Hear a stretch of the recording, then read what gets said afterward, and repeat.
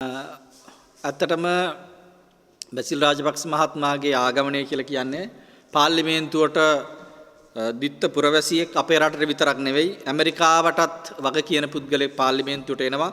එතුමා මේ කරණම ගහන්න කලින් ඇමරිකාවට ගියා. අපිට ආරංචි හරියට චීනයටත් ගිහිල්ලා චීනය හරහා ලංකාවට ආවේ. එක පැත්තකින් ඇමරිකාව බැලන්ස් කරගන්න ගමන් අනිත් පැත්තෙන් චීනයත් බැලන්ස් කරගෙන ලංකාවට ඇවිල්ලා පාර්ලිමේන්තුවට ගිහිල්ලා ඇමතිකම් අරගෙන ඊට පස්සේ ඇමතිකම අගමැතිකමක් බවට පත් කරගෙන ඒ අගමැතිකම 2025 දී ජනාධිපතිකම බවට පත් කර ගැනීම හීනියෙන් ඉන්නවා. පසුපෙළ മന്ത്രിවරු යයි කියා ගන්න පොහොට්ටුවේ මේ රැල්ලට ගොඩ ගියපු മന്ത്രിවරු සෙට් එක ලොකු ප්‍රයත්නයක් දරනවා. මොකද රටක ව්‍යවස්ථාව වෙනස් කරලා රටේ ව්‍යවස්ථාව වෙනස් කරලා තමන්ගේ බලය තහවුරු කරගන්න තරම් වුන් බලවත් වෙලා තියෙනවා. මේ රටේ ජනවරම මේ විදියට අයුතු විදියට පාවිච්චි කරා.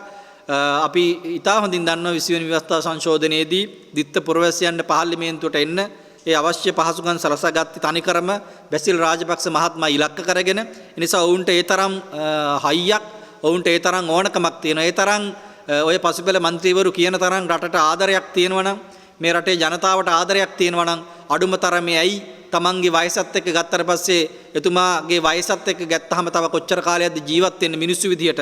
ඒ නිසා එවැනි තත්වයක ඉඳලා තමන්ගේ දිත්තපුරවාසි භාවය අතාරින්නේ නැතුව අපේ රටේ ව්‍යවස්ථාවේ වෙනුවෙන් වෙනස් කරලා අනාගතයේදී දිත්තපුරවාසියන් අපේ රටේ පාර්ලිමේන්තුවටත් ඒ වගේම එතනින් එහාට ගියපු දේශපාලන ගමන් මගකට යන්න අවස්ථාව වුන් හදලා දීලා ඒ පාප කර්මය සිද්ධ කරලා තමයි බැසිල් රාජපක්ෂ මහත්මයා පාර්ලිමේන්තුවට එන්නේ.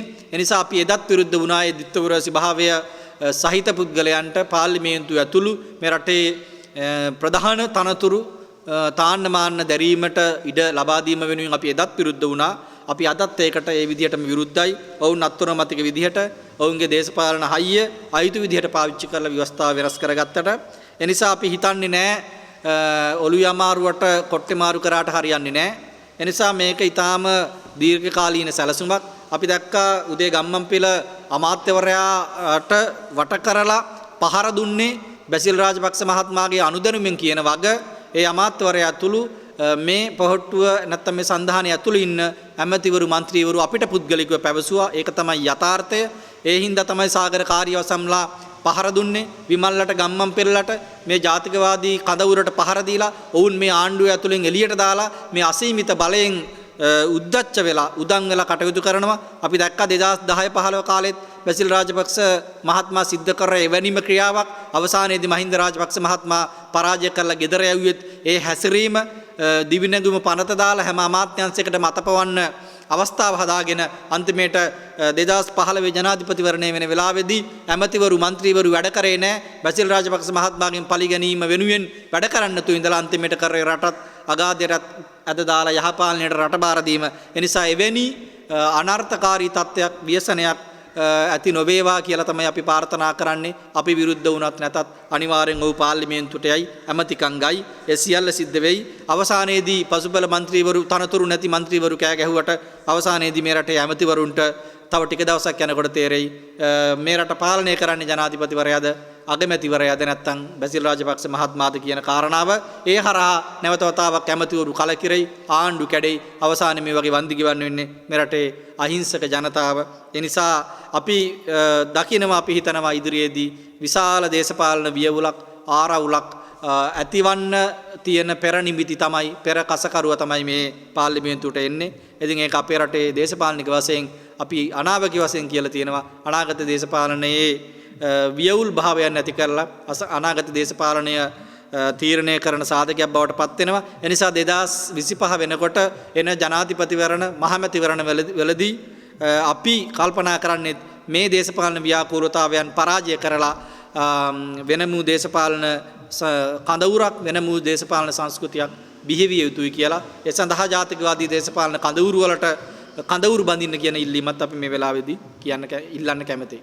ඇමරිකානු තානාපතිවරියට ලංකාවේ LTT සැකකරුවන් ඇතුළු ඒ සුළුතරය පිළිබඳව තියෙන සානුකම්පාවයි ඒ වගේම අපේ රටේ නීතිය ක්‍රියාත්මක වෙන අනිත් විදිහත් ගැන තියෙන දුක සංකාව දැක්කට පස්සේ ඇත්තටම අපි දකිනවා දිගින් දිගටම ඇමරිකාව හිතන් ඉන්නේ අපේ රටේ ඉන්න මේ ඇමරිකානු ඒජන්තවරු හරහා මේ බැසිල් රාජපක්ෂ මහත්මලා වැනි ඒ හයිය තමයි මේ තානාපතිවරු අරගෙන ඉන්නේ. ඔවුන් දන්නවා අපි වෙනුවෙන් කතා කරන්න අපේ පුරවැසියෝ මේ කැබිනට් එකේ ඉන්නවා හිට අනිද්දාට කියන කාරණාව. ඒ නිසා තමයි මේ තානාපතිවරිය Tamanට නොගැලපෙන Tamanගේ වටපිටාවට Tamanගේ භූමිකාවට Tamanගේ තනතුරට නොහබිනා කටයුතු කරමින් මේ රටේ අභ්‍යන්තර ක්‍රියාවලීන්ට ඇඟිලි ගහන්නේ අත දාන්නේ. මේක පළවෙනි වතාව නෙවෙයි, මේක අවසාන වතාවක් නෙවෙයි. ඒ නිසා ඇමරිකානු තානාපතිවරයාට අපේ රටේ අභ්‍යන්තර තීන්දුව තීරණ ගැන ඒ වගේම ජනාධිපතිවරයා ගන්න තීන්දුව තීරණ පිළිබඳව අභියෝගයට ලක් කරන්න, ඒ වගේම ඒවට ඇඟිලි ගහන්න කිසිදු සදාචාරාත්මකව නෛතිකමය අයිතියක් නැහැ. අපි විශ්වාස කරනවා විදේශ කටයුතු අමාත්‍යවරයාට වගකීමක් තියෙනවා, යුතුයකමක් තියෙනවා වහාම හැරෙන තපාලෙන් ඇමරිකානු තානාපතිවරයාට උත්තර දෙන්න. හැබැයි අපි දැක්කේ නෑ දිනේෂ් ගුණවර්ධන මහත්මයා ලංකාවේ ඉන්නවද, පිට රටකට ගිහිල්ලාද, එතුමාට අසනීපයක් හැදිලාද, කිසි දෙයක් දැක්කේ නෑ. එතුමා ආණ්ඩුව පත් කරන්න කලින් නම් විමල් ගම්මන්පිල ඇතුළු මේ ජාතිකවාදී දේශපාලන කදවුරේ හිටියේ. හැබැයි එතුමා දැන් බොහොම නිහඬයි.